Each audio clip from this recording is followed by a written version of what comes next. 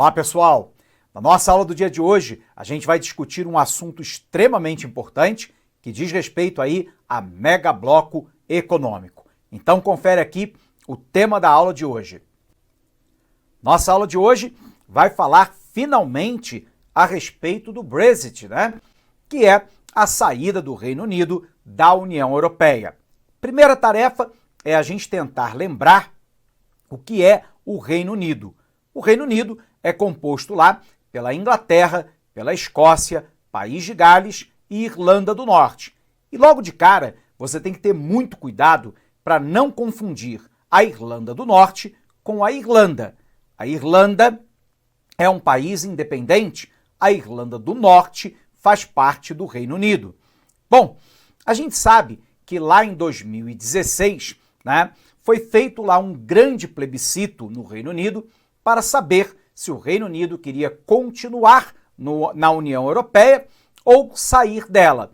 E aí, por uma maioria muito apertada de votos, sobretudo com votos de ingleses, lembrando que a população da Irlanda do Norte, também da Escócia e do País de Gales votaram contra a saída da União Europeia, mas notadamente a Inglaterra é o país mais populoso.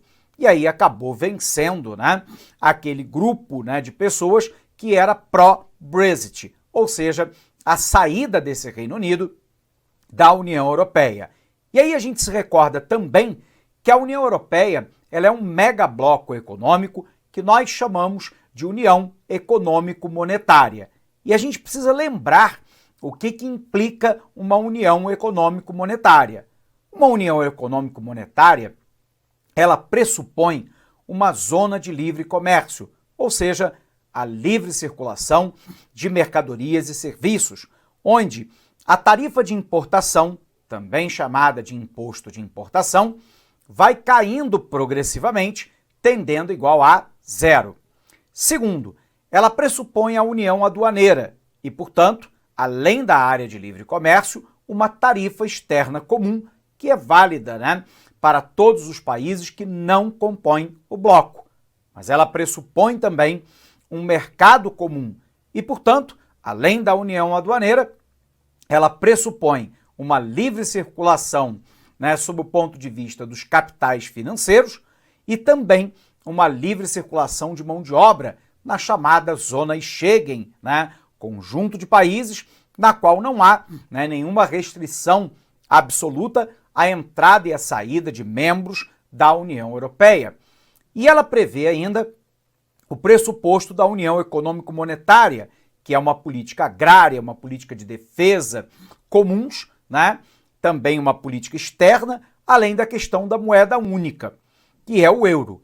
Aqui é importante você lembrar que zona do euro ou eurozona é o conjunto de países da União Europeia que adotam o euro como moeda única. Lembrando que nem todos os países da zona do euro, nem todos os países da União Europeia adotam o euro como moeda única. Os britânicos, por exemplo, permaneceram com a moeda própria, que é a libra esterlina, e isso acaba facilitando a sua saída agora. Porém, a zona do euro é o conjunto de países da União Europeia que adotam o euro como moeda única. Bacana? Vamos botar isso no quadro para você? Vem para cá.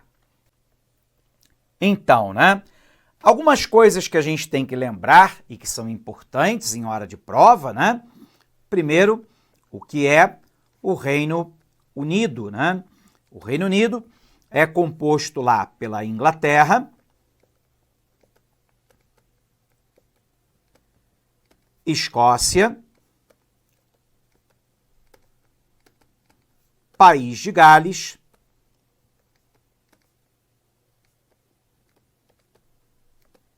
e também pela Irlanda do Norte.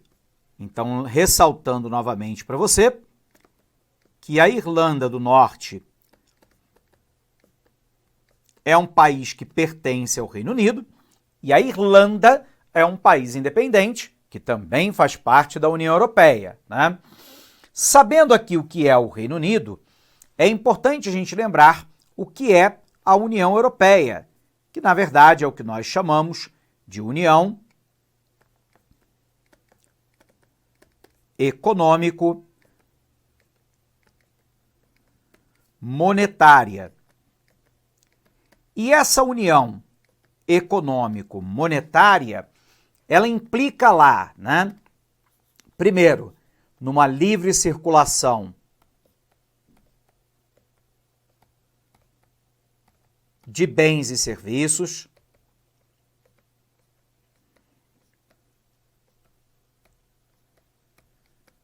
mas também na tarifa externa comum, chamada de TEC, que é válida para todos os países que não fazem parte do bloco. Então, aqui a tarifa externa comum implica ainda a livre circulação. Vamos melhorar isso aqui. A livre circulação de capitais, e aí nós estamos falando de capitais financeiros, né? E também de pessoas, na chamada zona Schengen. Então, repetindo, o Reino Unido é composto por Inglaterra, Escócia, País de Gales e Irlanda do Norte. A União Europeia é uma união econômico-monetária e, portanto, ela pressupõe, né, aquilo que nós chamamos de área de livre comércio, que é a livre circulação de mercadorias e serviços, ou de bens e serviços, implica a união aduaneira, que é a área de livre comércio mais a TEC, a tarifa externa comum, implica o mercado comum, que além da união aduaneira, pressupõe a livre circulação de capitais e de pessoas, além do que ela pressupõe a própria união econômico-monetária, né, que diz respeito lá a uma política agrária, a uma política externa, uma política de defesa, lembrando que essas duas aqui ainda não foram implementadas,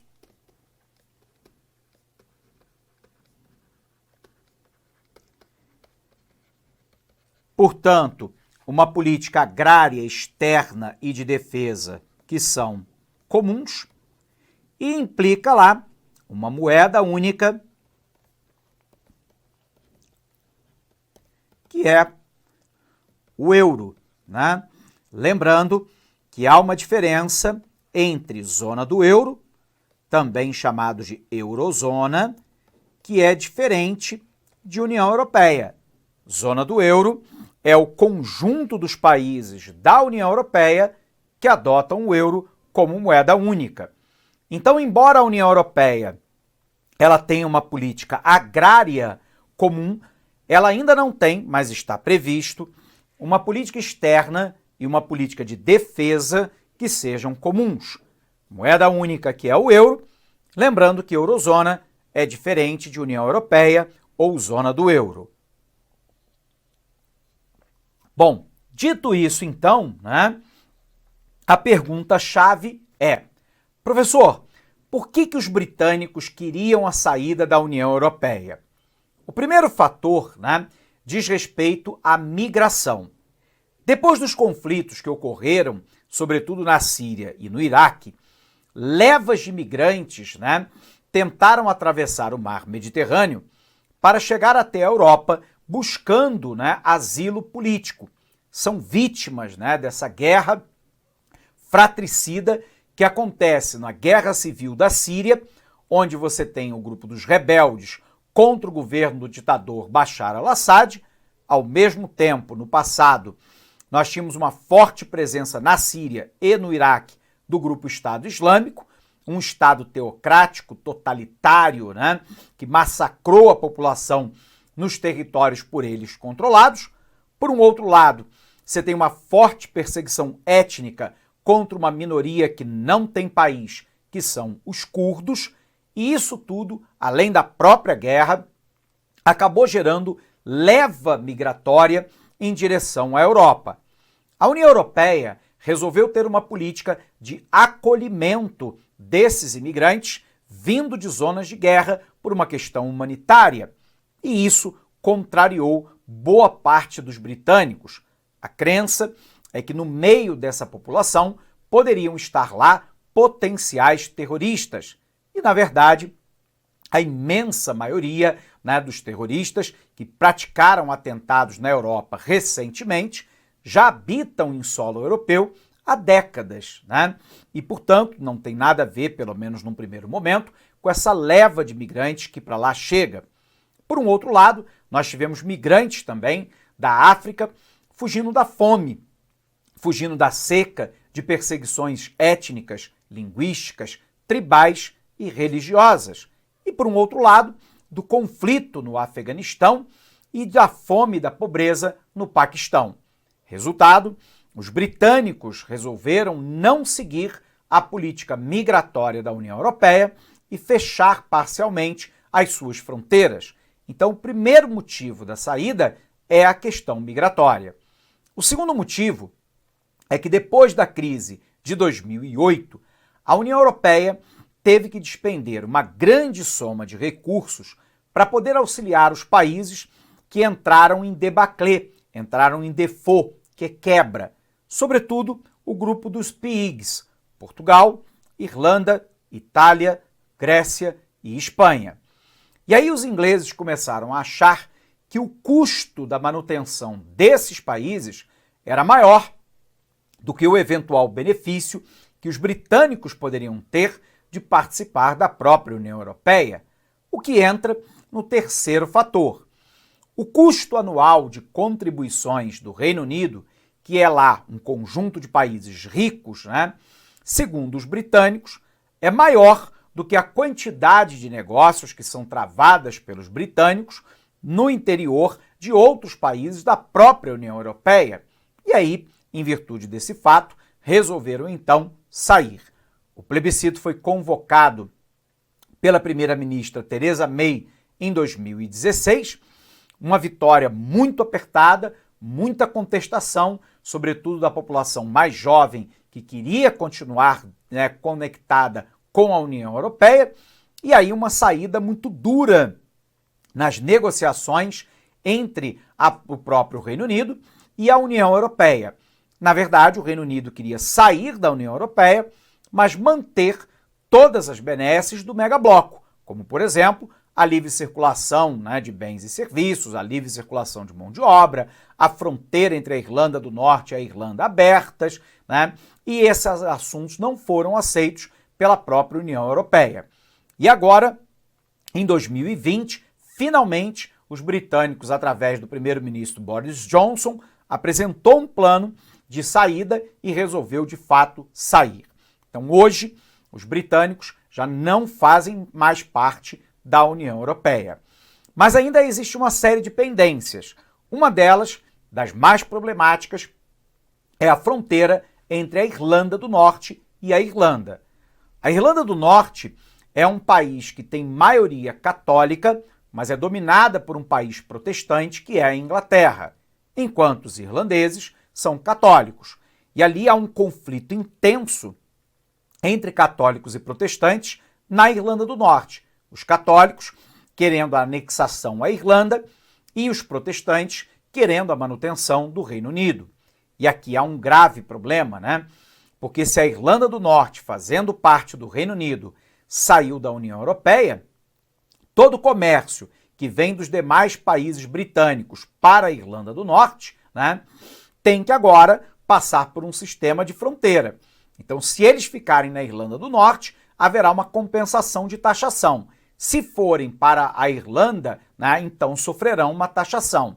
E isso cria uma zona de conflito potencial entre a Irlanda do Norte e os demais países britânicos. Por um outro lado, há também o risco da Escócia, que já tentou a emancipação do Reino Unido em algumas outras oportunidades sem sucesso. Só que agora, diante, né, de um eventual prejuízo causado pela saída da União Europeia, pode ser que boa parte dos escoceses resolvam, de fato, romper relações, né, com os britânicos e se tornarem, então, um país completamente independente do Reino Unido. Então, o risco aqui é da própria implosão do Reino Unido. Por um outro lado, existe uma série de tratados que ainda têm que ser finalizados entre o Reino Unido e a União Europeia para que essa, de fato, concretize a sua saída. São acordos comerciais, são questões, por exemplo, de segurança, questões de compartilhamento de dados, valores que o Reino Unido ainda deve para a União Europeia e que devem ser pagos até que tudo seja, enfim, finalizado. Ok? Vamos conferir nosso material? Vem para cá. Finalmente, o Brexit. Após 3 anos e meio de muitas idas e vindas, o Brexit, a saída do Reino Unido da União Europeia, foi finalmente oficializado às 23 horas do último dia 31 de janeiro. É a primeira vez que um país deixa a União Europeia desde sua criação, um casamento que durou 47 anos e que agora chega ao fim. Hoje, a União Europeia é formada por 28 países europeus que praticam o livre comércio entre si e facilitam o trânsito de sua população para trabalhar e morar em qualquer parte do território. O Reino Unido se tornou parte da União Europeia, na época chamada Comunidade Econômica Europeia, em 1973. Mas por que o Reino Unido está deixando o bloco? Em um plebiscito realizado em 2016, os eleitores britânicos puderam decidir se o Reino Unido deveria permanecer ou deixar a União Europeia. A maioria, 52% contra 48%, decidiu que o país deveria deixar o bloco. Mas essa saída não aconteceu de imediato. Ela foi marcada inicialmente para 29 de março de 2019. Esse prazo, contudo, não foi cumprido e acabou adiado 3 vezes para 31 de janeiro de 2020. E o que diz o acordo de retirada? Uma fronteira alfandegária será efetivamente criada entre a Irlanda do Norte e o Reino Unido. Algumas mercadorias entrando na Irlanda do Norte serão submetidas a inspeções e terão que pagar impostos de importação. O valor será reembolsado caso as mercadorias permaneçam no território e não encaminhadas à Irlanda.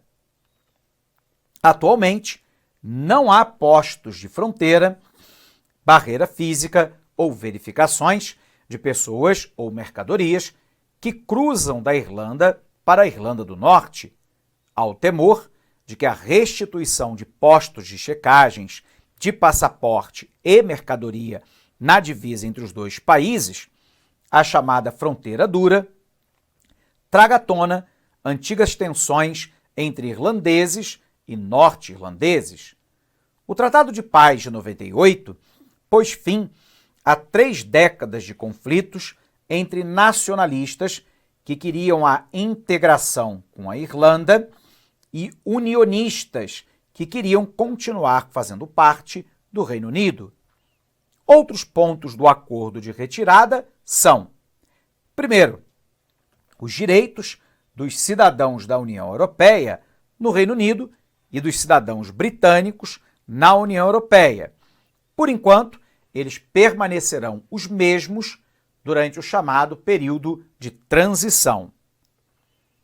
Quanto dinheiro o Reino Unido deve pagar à União Europeia pela saída? O valor é estimado em 30 bilhões de libras ou 170 bilhões de reais. O que acontecerá agora, depois do Brexit?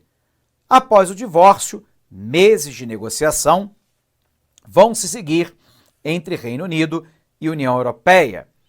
Embora o Reino Unido tenha acertado os termos de sua saída da União Europeia, os dois lados ainda precisam decidir como será o seu relacionamento futuro. Isso será resolvido durante o período de transição, que alguns preferem chamar de período de implementação, que começa imediatamente após o dia do Brexit e deve terminar em 31 de dezembro desse nosso ano de 2020.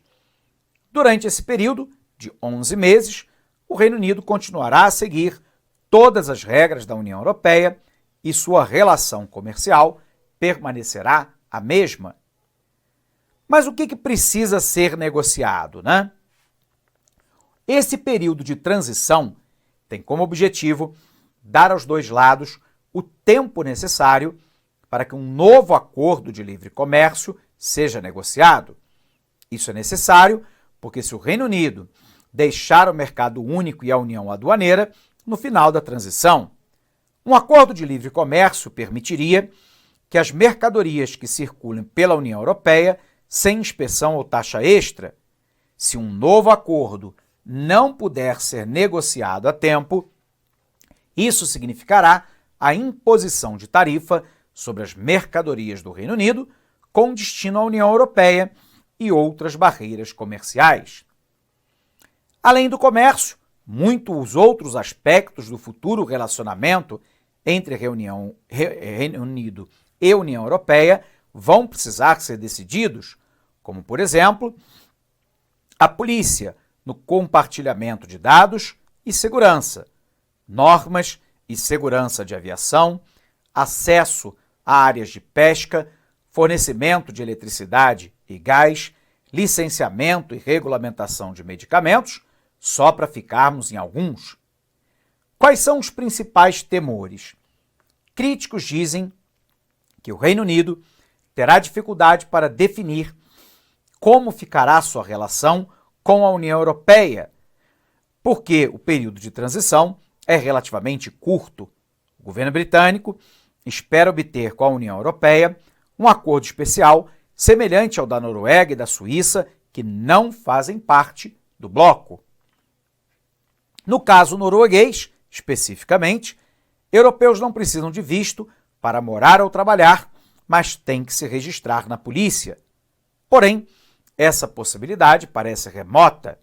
Além disso, muitos analistas temem que o Brexit acabe por prenunciar a própria dissolução do Reino Unido, inflamado por movimentos de independência.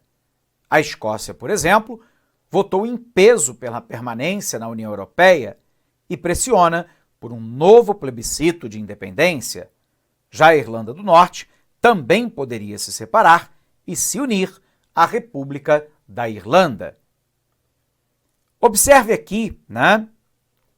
Quem é que votou por sair? Na Inglaterra, 53% da população, no País de Gales, 51%, e por ficar, né? 62% da população da Escócia e 55% da Irlanda do Norte. Bom, pessoal, vamos ver então como é que essa questão caiu em prova, e aliás já caiu agora, né? Em prova de 2020, da banca Fundep, né?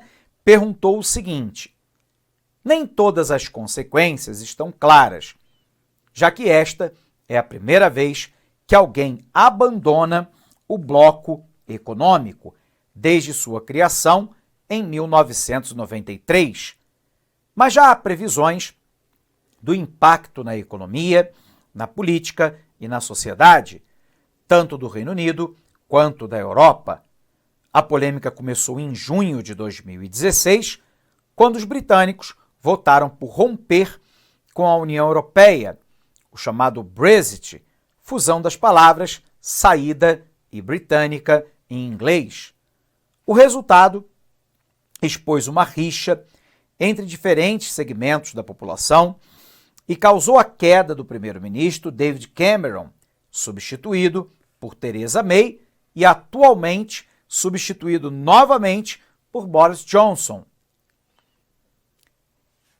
Embora as consequências da saída do Reino Unido não estejam claras, a conclusão desse processo implicaria em uma série de possíveis desdobramentos no Reino Unido, entre os quais está.